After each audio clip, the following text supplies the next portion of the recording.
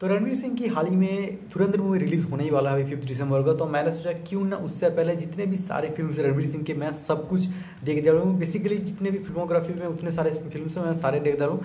तो यस, बहुत सारे फिल्में मैंने ऑलरेडी देख चुका था, तो कुछ कुछ बच गया था, मैंने वो भी देख लिया है। तो हाल ही में पिछले 2 दिन में जितने सारे मूवीज़ मैंने देखा उसका मैं नाम ले लेता हूँ। तो पहले मैंने देखा रामलीला, क्योंकि टीवी में आता था, मैं थोड़ा बहुत ऑलरेडी देख चुका था, लेकिन वो फुल फ्लेज्ड एक ही बार में बैठ के देखना वो नहीं हुआ था, वो मैंने देख लिया। उसके बाद दिल धड़कना, उसका भी सेम कहानी है। उसके बाद मैंने देखा तुम्हारा गुंडे देखा, फिर देखा बैंड बाजा भारत जो कि डेब्यूट फिल्म था, एंड उसके बाद देखा गली बॉय, फिर तुम्हारा देखा बाजीराव मस्तानी में भी, उसके बाद पद्मावत देखा। तो यही करके मैंने सब कुछ देख डाला। एंड यस, तो शुरू करते हैं कि मुझे कैसा रहा ये सारी मूवीज़ इसका देखने का एक्सपीरियंस। एंड बेसिकली मैं पहले बता दूं, मैं ओवरऑल डेप्थ में नहीं जाऊंगा कि डायरेक्शन वो सारी चीज़ें, मैं स्पेसिफिकली रणवीर सिंह का परफॉर्मेंस, उसका क्या रोल था, उसका क्या काम था, उसके पर्सपेक्टिव से मैं मूवीज़ के बारे में बात करूंगा, क्योंकि ये टॉपिक ही उसके बारे में है। तो यहाँ पे लैपटॉप पे मैंने स्क्रीन पे खोल रखा है, ठीक है, फिल्मोग्राफी का लिस्ट, ताकि मैं आगे पीछे थोड़ा भूल ना जाऊँ, मुझसे तो बहुत ज़्यादा हो जाता है। चलो बात करते हैं बैंड बाजा भारत, ठीक है, इसमें नाम था इसका बिट्टू शर्मा।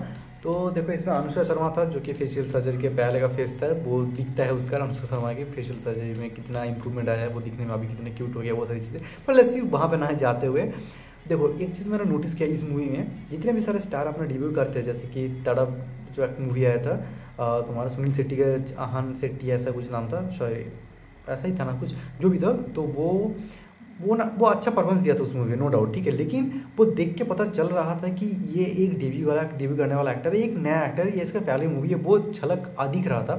सिमिलरली जो सैयारा मूवी आया, अहम पांडे नाम था शायद, तो वो इसका भी सेम कहानी है, वो भी अच्छा परफॉर्मेंस दिया है, नो डाउट। लेकिन वो भी कहीं ना कहीं दिख रहा है कि हाँ, ये भी इसका पहली टाइम है, तो अभी भी और ज़्यादा ग्रूम करना बाकी है, और ज़्यादा इंप्रूवमेंट का स्कोप है। बहुत सारी चीज़ नोटिस आ रहा था कि ये कहीं ना कहीं इसका पहला मूवी है, बहुत सारी चीज़ें, जितना भी तुम परफॉर्मेंस अच्छा देता वो एक झलक दिख रहा था।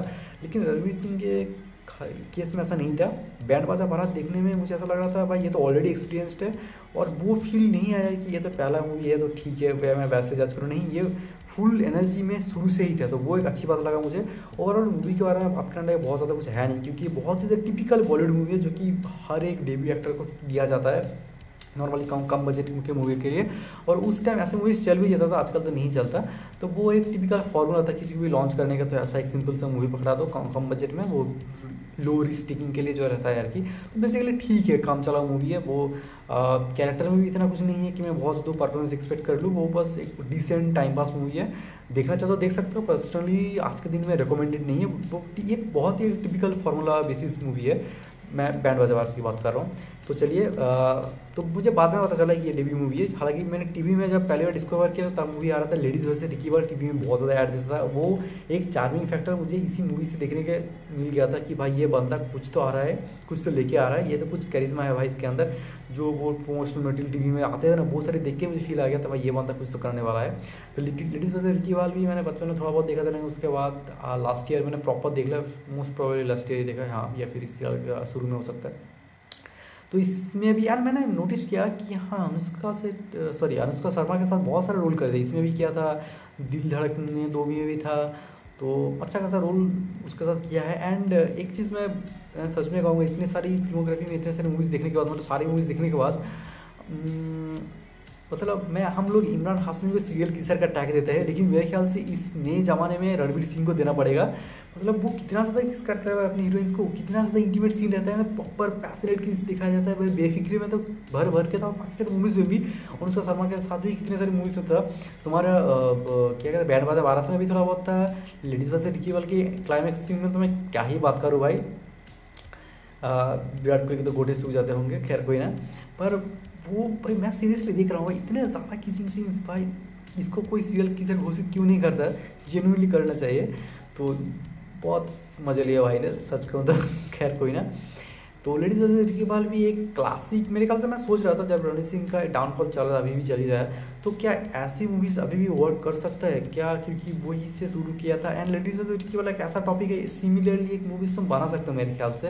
एंड एक बार कोशिश करना चाहिए, मतलब मैं चाहता हूँ इसका एक सीक्वल बने, कोई नया एक्टर ला के करो या फिर रणवीर सिंह भी करे अपने वही यंग लुक में जाए। पर हालांकि वो थोड़ा मैच्योर हो चुके हैं, उम्र हो चुकी है, अभी पता नहीं ऐसा रोल कैसे करेंगे, अभी वो अलग फेज में जा चुके हैं लाइफ के, मैं मानता हूँ।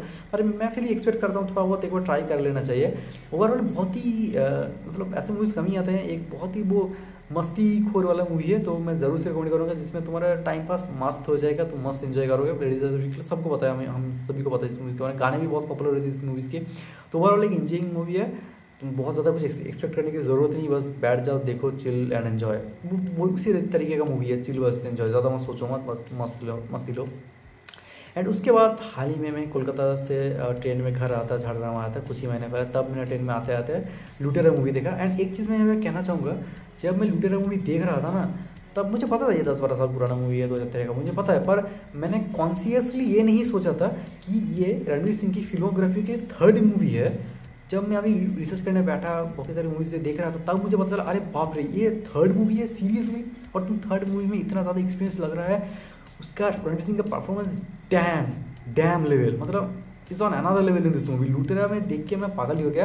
बेसिकली एक एडाप्टेशन था तुम्हारा ओ हेनरी लास्ट लिव करके ऐसा कुछ है वहाँ से। एंड इसका डायरेक्टर भी तुम्हारा विक्रमादित्य मोटवाने है, जो कि तुम्हारे एक आइडिया देने के लिए मैं बता दूँ तो इसी ने डायरेक्ट किया था तुम्हारा एक वर्सेस देखे। एंड तुम्हारा क्या कहते हैं, जो तुम्हारा अनिल कपूर का जो लड़का है उसके साथ जो एक मूवी आया था, वो सुपर हीरो वाला मूवी, ठीक है, भवेश जोशी। तो विक्रमादित्य मोटवाने एक अच्छा खासा डायरेक्टर है। एंड लुटेरा भाई, मतलब इसका प्रैक्टिकल लाइटिंग देख लो, सिनेमाटोग्राफी देख लो, उन्होंने बहुत अच्छा काम किया है। म्यूजिक में भी काफ़ी ऑन पॉइंट काम किया है। हालांकि मूवी उतना ज़्यादा नहीं चला था, पर डिजर्व करता है। एक्सपीरियंस है भाई, ये पूरा मूवी एक्सपीरियंस है। पर्सनली मुझे सोनाक्षी सिन्हा का परफॉर्मेंस उतना ज़्यादा खास अच्छा नहीं लगता है। एंड वो उसको मैं बहुत बड़ी एक्ट्रेस मानता भी नहीं हूँ, लेकिन मुझे जेन्युइनली, अब मैं सच में बता रहा हूँ, मुझे जेन्युइनली लुटेरा में सोनाक्षी सिन्हा का रोल मुझे जेन्युइनली अच्छा लगा। एक क्लाइमैक्स भी जिस तरीके से होता है, बहुत ही स्मूदी माइंड फीलिंग के साथ होता है।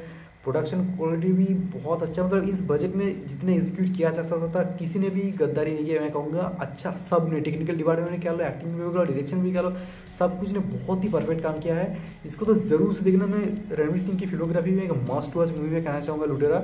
बहुत सारे लोगों ने शायद मिस कर दिया होगा, पर जेन्युइनली देखना, बहुत ही अंडररेटेड मूवी लगता है लुटेरा का। मतलब ये क्या बताऊँ, मतलब ये एक ऐसा मूवी है जो शायद साइलेंस को ज़्यादा प्रायोरिटाइज करते हैं over then dialogue, and atmosphere mood को ज़्यादा प्रायोरिटाइज करता है ओवर देन, क्या बताऊँ, प्लॉट को भी। प्लॉट तो है, लेकिन उसके अलावा उस प्लॉट को किस तरह से दिखाया जाएगा, वो एटमॉस्फेयर, वो मूड बहुत इंपॉर्टेंट है। तो एक मूवी का मूड कैसे बनाते हैं, वो फील, तुम्हें जो फील करवाएगा ना, वो बहुत इंपॉर्टेंट हो जाता है। एक कुछ ट्विस्ट भी देखने को मिल जाता है, 90s-50s का बैकड्रॉप है वेस्ट बंगाल में, तो देखने में वो फील आता है, प्रॉपर फील दिया उन्होंने, कहीं पे भी वो स्टीरियोटाइप नहीं किया, क्या प्रॉपर ऑथेंटिक फील दिया है। तो मुझे तो बहुत ही बढ़िया लगा लुटेरा, मतलब इतना पसंद आ जाएगा मुझे ये आइडिया था कि एक अच्छा मूवी है, जो कि उतना नहीं चला, लेकिन देखते देखते मुझे इतना पसंद आएगा तो मैंने सोचा नहीं था। तो लुटेरा, please go for it. Ranveer Singh की फिल्मोग्राफी में one of the best movies है। एंड गुलियो के रामलीला तो पता ही है हम सबको, वो एक टीवी में थोड़ा बहुत तो मैं देखता ही था।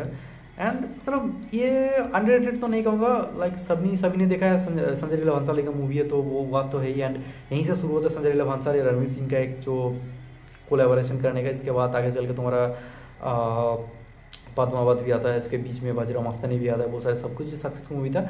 ओवरऑल गलियों की रामलीला, जो कि रामलीला की गलियों की रामलीला, हाँ। तो ये जो मूवी है, ये तो तुम्हारा, तुम लोगों को आइडिया लगी क्या होगा, तुम्हें थोड़ा बहुत भी देखा होगा, अगर बेसिक नॉलेज भी है तो तुम्हें आइडिया लगी होगा। ये तुम्हारा रोमियो जूलियट से इंस्पायर्ड, मतलब इंस्पायर्ड नहीं, उसी के काइंड ऑफ एडाप्टेशन है।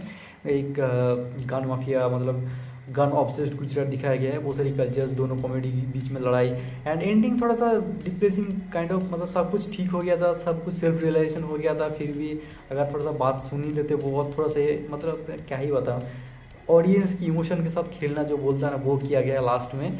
एक चाहो तो एक अच्छा खासा स्टोरी वाइज हैप्पी एंडिंग दे सकते थे तुम, पर शायद ज़बरदस्ती उसको वही रोमियो जूलियट वाला एंगल में जाना था, तो थोड़ा ये वाला हो गया। लेकिन एक जो डीप इंटेंस रोमांस होता था संजय लीला भंसाली की मूवीज़ में, स्पेशली रणवीर सिंह और दीपिका के बीच में जो रोमांस का जो केमिस्ट्री था वो यहीं से चालू हो गया था देखना।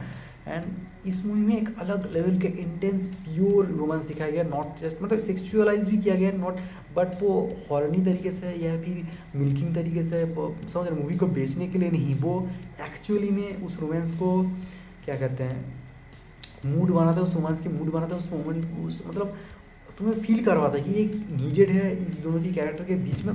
अगर तुमने रोमियो जूलियट देखा होगा तो तुम्हें ये आइडिया लग ही जाएगा, तुमने जितने भी सारे रोमियो जूलियट की मूवीज़ है तुम अगर वो देख भी रहोगे तो तुम्हें आइडिया लग जाएगा कि हाँ वो सारी मूवीज में भी कुछ ऐसा ही अनप्रेडिक्टेबल, बहुत ही जल्दी जल्दी उन दोनों के कैरेक्टर के बीच में तुम्हें लगेगा अरे भाई अभी तो मुलाकात हुआ, इतनी जल्दी इतनी इंटेंस रोमांस कैसे हो गया।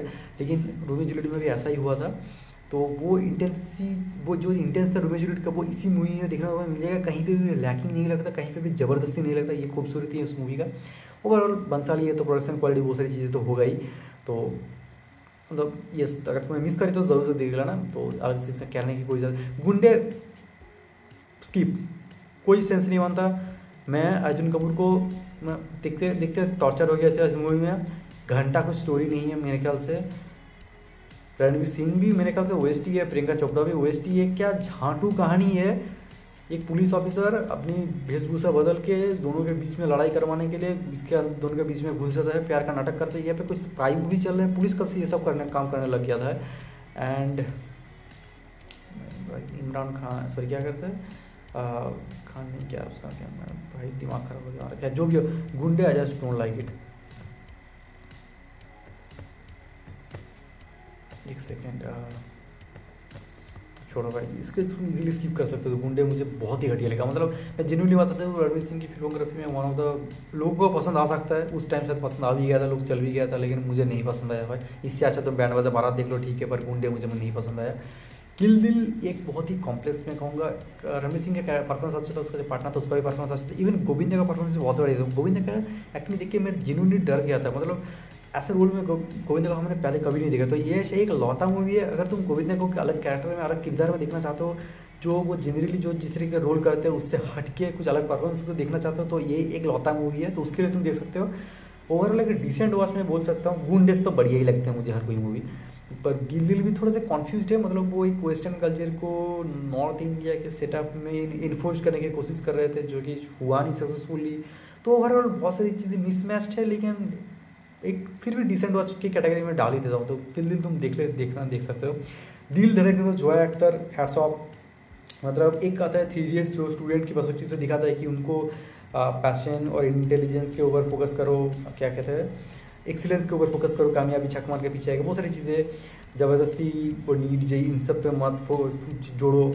तो वो सारी उस टाइम पे तो तुम्हारा जेई का बहुत हल्ला चल रहा था, तो उसी पर्सपेक्टिव से दिखाया गया है। अलग आज के दिन में मूवी बनता तो शायद नीट वाला कल्चर दिखाता, खैर जो भी ना हो।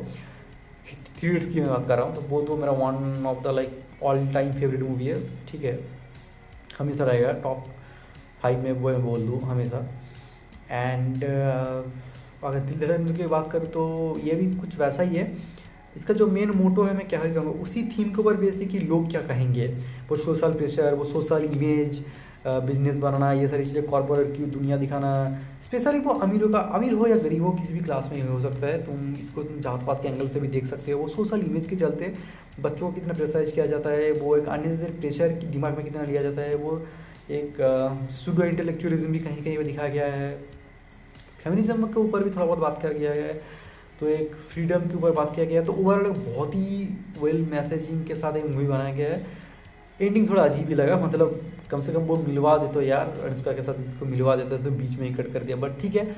और मैं रिकमेंड करूँगा जितने भी बच्चे से ये मूवीज़ मेरे ये वीडियो मेरे देख रहे हैं, अपने मम्मी पापा को ये मूवी दिखा सकते हो। हालांकि तुम अगर वो सेक्स वाला एंगल, थोड़ा रोमांस वाला एंगल से अगर तुम ऑकवर्ड लगता है वो अलग बात है, लेकिन दिल धड़कने तो मैं अपने पेरेंट्स को दिखाना चाहता हूँ। ये जेन्युइनली मुझे बहुत ही अच्छा लगा। इसका राइटिंग बहुत ही मैच्योर लगा, जो एक्टर है तो writing mature not necessary but इस मूवी में है, ठीक है। तो मुझे जेन्युइनली अच्छा लगा, स्पेशली कुछ डायलॉग्स, मोमेंट्स एंड बहुत ही क्रिएटिव जोक से कुछ जैसे कि एक प्यूकिंग के एक सीन था, ठीक है, रात में, तो वहाँ पे रणवीर सिंह जस्ट बोल रहे थे, oh that's an epic, no that's an epic, this Louis Vuitton का जो कंपनी है पता है, तो लुई विटॉन जो करता है वो बहुत ही शानदार था। तो राइटिंग, कॉमेडी, जोक्स, कहीं भी अननेसेसरी फोर्स्ड क्रिंज कॉमेडी नहीं है, स्मार्ट राइटिंग है मैं कहूँगा, बहुत ही स्मार्ट राइटिंग देखने को मिलता है। तो दिल धड़कने दो, मस्ट वॉच में ये भी मैं कहूँगा। बाजीराव मस्तानी, पेशवा बाजीराव की कहानी, ओके थोड़ा सा हिस्ट्री से लिया गया है, थोड़ा बहुत फिक्शनलाइज भी किया गया, वो सिनेमेटिक लिबर्टी, स्टोरी का क्रिएटिव लिबर्टी तो लेंगे ही। एंड ये मूवी देख के मैं कहीं पे रोया तो नहीं था, पर सच कहूँ तो एक कांस्टेंट दर्द था मेरे दिल में, भाई क्या चल रहा है, क्यों हो रहा है, क्या हो रहा है। एंड काशी बाई का कैरेक्टर अगर रियलिटी में भी ऐसा ही था तो hats off to her also. बहुत ही मैच्योर कैरेक्टर था, मैच्योर डिसीजन लेते हैं, अपने दर्द में तो रहता ही है लेकिन स्टिल मैच्योरिटी के साथ उसने कभी कुछ गलत कदम नहीं लिया। एंड जितना मूवी में दिखाया जाता है मैं उसके हिसाब से मैं बोल रहा हूँ, अगर हिस्ट्री में कुछ दब गया हो तो मुझे नहीं पता, बस बहुत पुराना कहानी है। एंड कितना पुराना, 740 के आसपास था ना, तो 300 साल पुराना है। एंड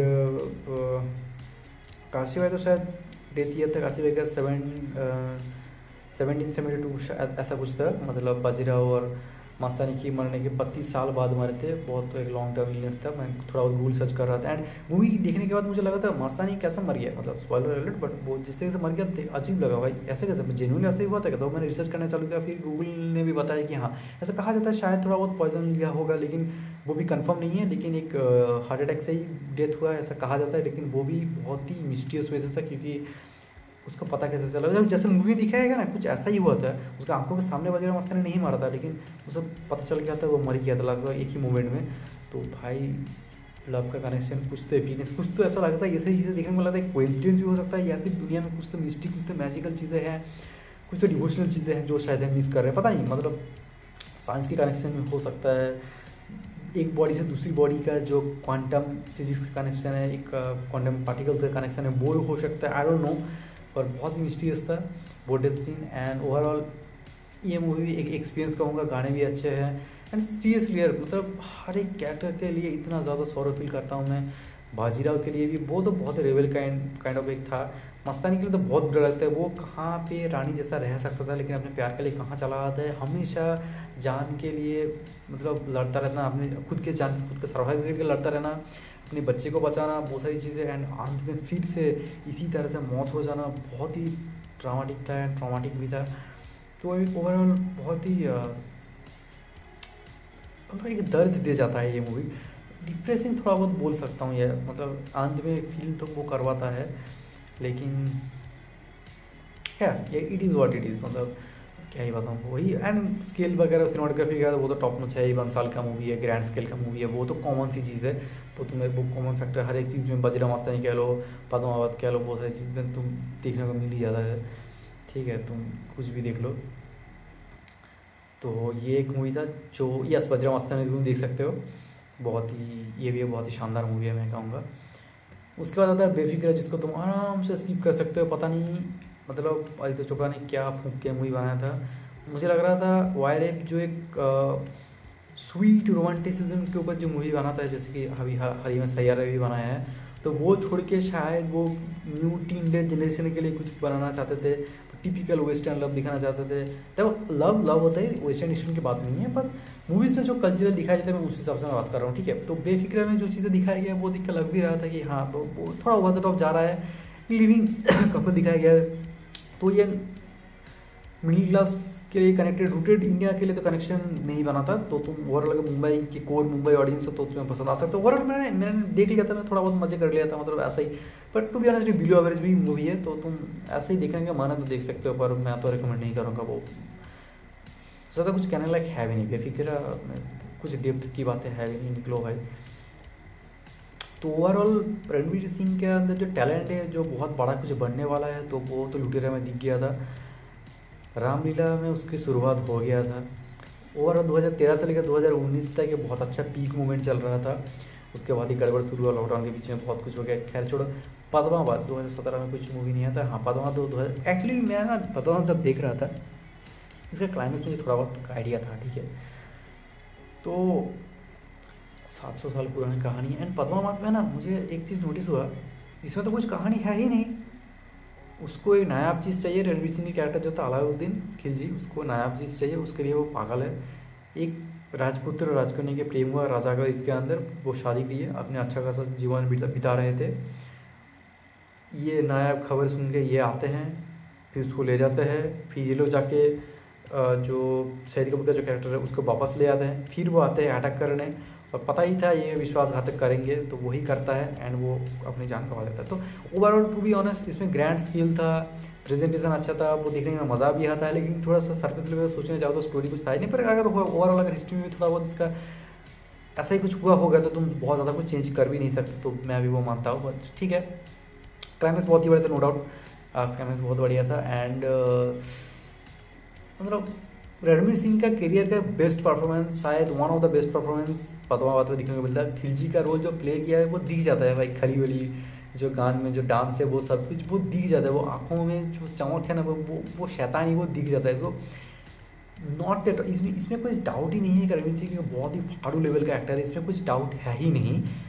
तो ओवरऑल मतलब एक क्लास है भाई, ठीक है। तो पद्मावत एक इसको मैं तो जेन्युइनली रिकमेंड करूँगा सबको, देखो वो फील करने के लिए कि ग्रैंड स्केल में मूवी कैसे होता है वो सारी चीज़ें। एंड शाहिद कपूर के कैरेक्टर के मतलब शाहिद कपूर के पास एक्चुअली मतलब उसका एक्टिंग भी मुझे अच्छा लगा, ख़राब नहीं लगा, पर कहीं ना कहीं रणवीर सिंह के एक्टिंग के सामने वो थोड़ा सा वो अंडर हो जाता है, मतलब अंडर शेडोइंग हो जाता है। एंड लाइक रणवीर सिंह को ईजिली ओवर शेडो कर देता है शाहिद कपूर का इस मूवी में। तो मुझे ऐसा लग रहा था कि शाहिद कपूर को अच्छा खासा रोल नहीं मिला over the period of time, वो बॉलीवुड में जितना काम कर रहे थे जितने सालों से, लेकिन इसके बाद कबीर सिंह में मिला था एक अच्छा चांस पाया था, फिर उसको सस्टेन नहीं कर पाया। एंड इस मूवी में अगर मैं देखूँ शाहिद कपूर तो मतलब एक्टिंग किया है, ऐसा नहीं कि नहीं किया है, लेकिन मेरे ख्याल से जितना हो सकता था उतना नहीं किया है। तो एक अच्छा खासा मोमेंट था, अगर इस मोमेंट पे इसी मूवी पे रणवीर सिंह को अगर ओवरशैडो कर देते शाहिद कपूर तो उसके लिए कितने साले बंद दरवाज़ा खुल जाते तुम्हें आइडिया भी नहीं है। लेकिन वो चूक गया कि अच्छा खासा मौका मिला था शाहिद कपूर ने, वो गवा दिया है। To be honest Ranveer Singh और दीपिका का केमिस्ट्री जितना नेचुरल फील होता है, हमने बाजीराव मस्तानी में देखा, रामलीला में भी देखा, वो नेचुरलनेस इस मूवी में दीपिका एंड शाहिद कपूर के बीच में नहीं था। मुझे रोमांटिसिज्म उतना ज़्यादा फूट के बाहर गया। ये डिरेक्टर्स का फॉल्ट हो सकता है, एक्टर एक्ट्रेसेस का फॉल्ट हो सकता है, आई डोंट नो, पर मुझे देख के वो फील नहीं आया। हो सकता है वो ओवरऑल किसिंग सीन बहुत सारी चीज़ें उतना इंटेंस नहीं डाला गया जैसे कि पहले डाला जाता था, क्योंकि इसका शादी होने वाला सब कुछ फिक्स हो ही गया था, रिलेशनशिप में आ गया थे दीपिका एंड रणवीर सिंह, तो इसलिए हो सकता है वो उतना ज़्यादा रोमांटिक मोमेंट्स पे डाल नहीं पाए डायरेक्टर। बट स्टिल ज़रूरत नहीं कि हमेशा तुम्हें किसिंग दिखाना ही पड़ेगा, तो ओवरऑल वो रोमांटिसिज्म नेचुरल फील नहीं हुआ था दोनों के बीच, वो बहुत ही बड़ा लैकिंग था मेरे ख्याल से। और ओवरऑल ठीक है, म्यूजिक का काम बहुत बढ़िया, सेट डिज़ाइनिंग, वो प्रोडक्शन क्वालिटी, वो सब कुछ, क्या सिनेमेटोग्राफर तो क्या ही बताऊँ। सिम्बा टू बी ऑनेस्ट में थोड़ा सा वो स्किप करके देखा, क्योंकि इसका जो ओरिजिनल मूवी है टेम्पर वो मैंने पहले ही देख लिया था, एंड क्लाइमेक्स अलग था, इसलिए मैंने डेडिकेटली क्लाइमेक्स ही देखा था। फिर ओवरऑल फिर भी मैंने देखा, ऐसा नहीं कि मैंने पूरा ही स्किप कर दिया, नहीं मैंने देखा है। जो डायलॉग बोलता है ना, किसने कहा मैं आना, तू मेरा एक बाप है, भाई है, बहन है, भाई नहीं बाप है, बहन है, लेकिन मानता हूँ भाई नहीं है, लेकिन अब तो वो तेरा भी नहीं है। सनू सूद को जो कहता है, ये डायलॉग बहुत ही मस्त था, वो एक्सप्रेशंस, वो एनर्जी, वो डायलॉग डिलीवरी, तो कॉमेडी बहुत अच्छा था। And Ranveer Singh as a joker personality, उसका एस्टैब्लिशमेंट मेरे ख्याल से इसी मूवी से शुरू हो गया था, सिम्बा से। फिर वो अपने हालात में चले गए, टू मच एक्सेसिबल हो गया इंटरनेट पे उसका, इसीलिए वो एक्सक्लूसिविटी खत्म हो गया, इसलिए करियर में थोड़ा सा डीप आ गया, तो वो सारी चीज़ें हमको पता ही है। गली बॉय ओवरऑल बहुत ही रूटेड मूवी है, जो एक्टर का मूवी है अगेन, तो देखने में मज़ा आया। टू बी ऑनेस्ट लुक बहुत ही अच्छा खासा चेंज कर दिया गया था, वो फील हो रहा था। मतलब रणवीर सिंह कैसा कैरेक्टर है ना, रॉकी ईरानी की प्रेम कहानी तुम देखोगे तो लगेगा ये अमीरों वाला लड़का है, गली बॉय देखोगे तो लगेगा ये तो गरीबों वाला लड़का है। तो वो प्रोस्थेटिक मेकअप का काम भी बहुत अच्छा था, और उसके सूट के मतलब उसका सूट भी बहुत अच्छे तरह से किया भी, एंड उसके रोल के अनुसार अपना एक्टिंग भी बहुत ही बढ़िया किया, नो डाउट। लिरिक्स अच्छे थे, जितने भी सारे रैप सॉन्ग्स थे वो सब कुछ अच्छा था, डायरेक्शन प्रेजेंटेशन वो सब कुछ बहुत ही बढ़िया लगा, नो डाउट, कुछ भी मतलब ऐसा नहीं था गली boy. But still I don't know man कि मुंबई या दिल्ली में कहीं पे भी उस एरिया में, मुंबई में ऐसा एक्चुअली में कोई सोसाइटी है, कल्चर है, अंडर द डॉम कहीं पे कुछ ऐसा चल रहा है, मुझे नहीं पता है। मूवी में मुझे लगा था ये थोड़ा सा फिक्शनाइज कर दिया जा रहा है, आई डोंट नो, इंडिया में ऐसा कुछ कल्चर है भी नहीं है, मुझे नहीं पता। तो वो एक थोड़ा सा शायद कनेक्शन में लैक हो रहा था मेरे साथ, बट ठीक है, मूवी बढ़िया था। उसका बाप का कैरेक्टर एक इंस्पिरेशनल मूवी बोल सकते हैं, वो जो एकदम होता है ना, क्या कहते हैं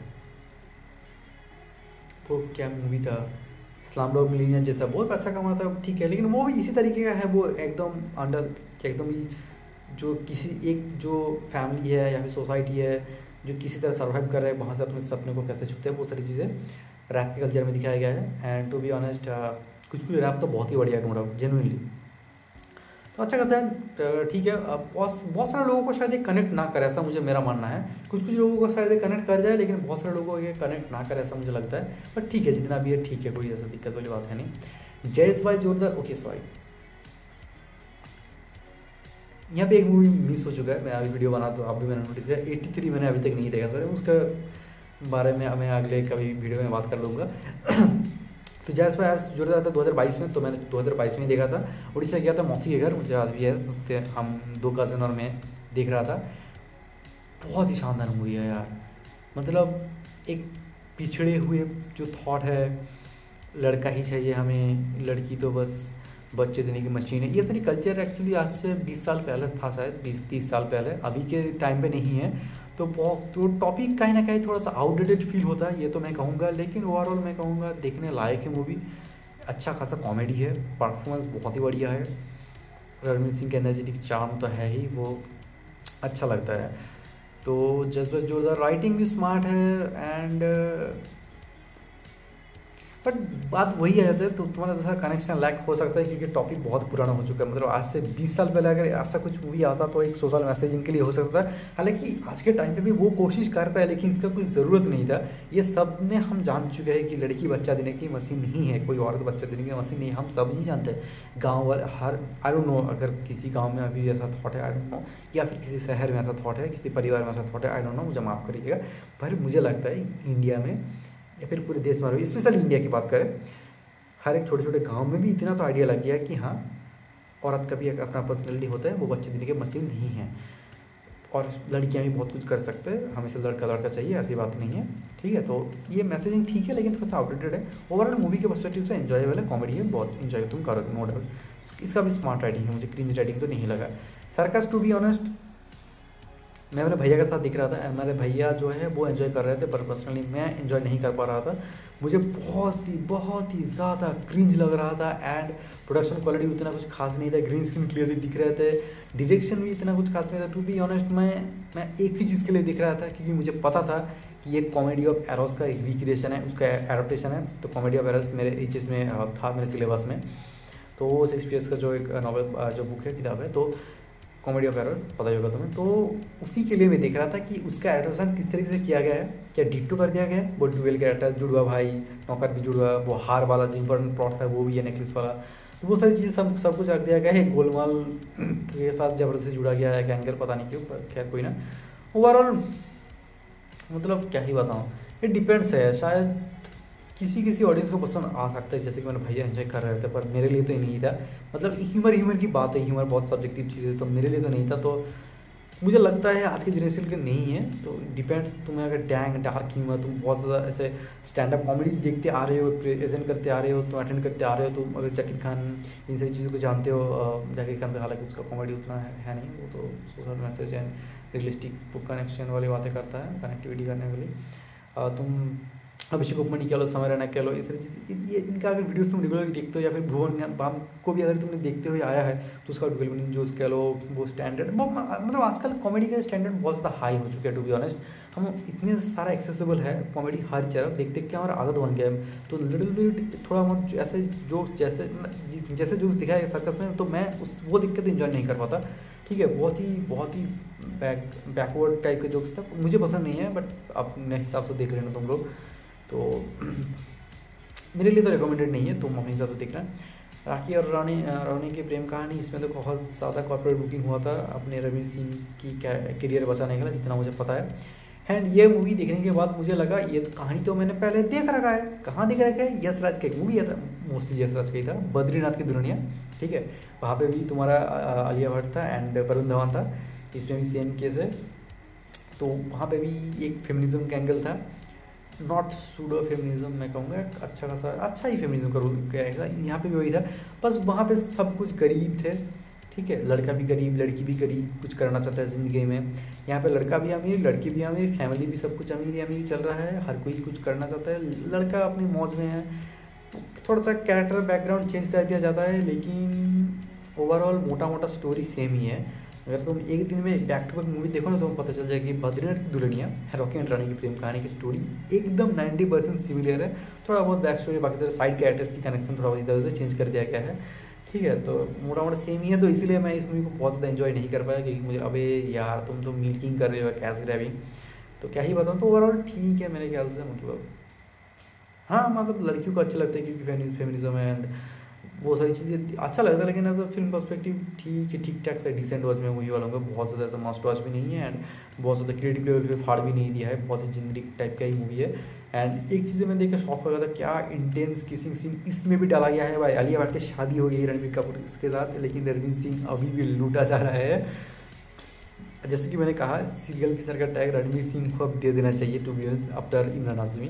तो इसमें भी जो intense kissing scene, intense romance दिखाया गया है, मैं भाई डैम इतना तो एक्सपेक्ट नहीं कर रहा था आलिया भट्ट के साथ इस मोमेंट पे, तो वो एक शॉकिंग था मेरे लिए। बट स्टिल जो था वही था एंड ख़त्म हो गया। 2024 में कुछ मूवी नहीं आया, अभी धुरंधर आया था 25 में, लेट्स सी। तो 83 के ऊपर मैं बाद में किसी शॉर्ट वीडियो में ऐड कर दूंगा कोई ना। अगर तो तुम बताओ तुम्हें कैसा लगा डिस्कशन, ये सारी चीज़ें, तुम्हारा क्या ओपिनियन है इन सारी मूवीज़ का। अगर तुमने जितने भी सारे मूवीज़ की मैंने बात की इसके फिल्मोग्राफी में, तो कौन कौन सी मूवीज़ तुमने ऑलरेडी देख रखा है और कौन कौन से अभी देखने का प्लान्स कर रहे हो, तुम्हारा ओपिनियन क्या है कौन सी मूवीज़ के रिगार्डिंग, वो सारी चीज़ें कमेंट्स में जरूर लिखना। तब तक मिलते हैं किसी और नेक्स्ट में, तब तक मेरे पुराने पाकिस्तानी वीडियो चेकआउट जरूर से करते हैं। Till then Tata.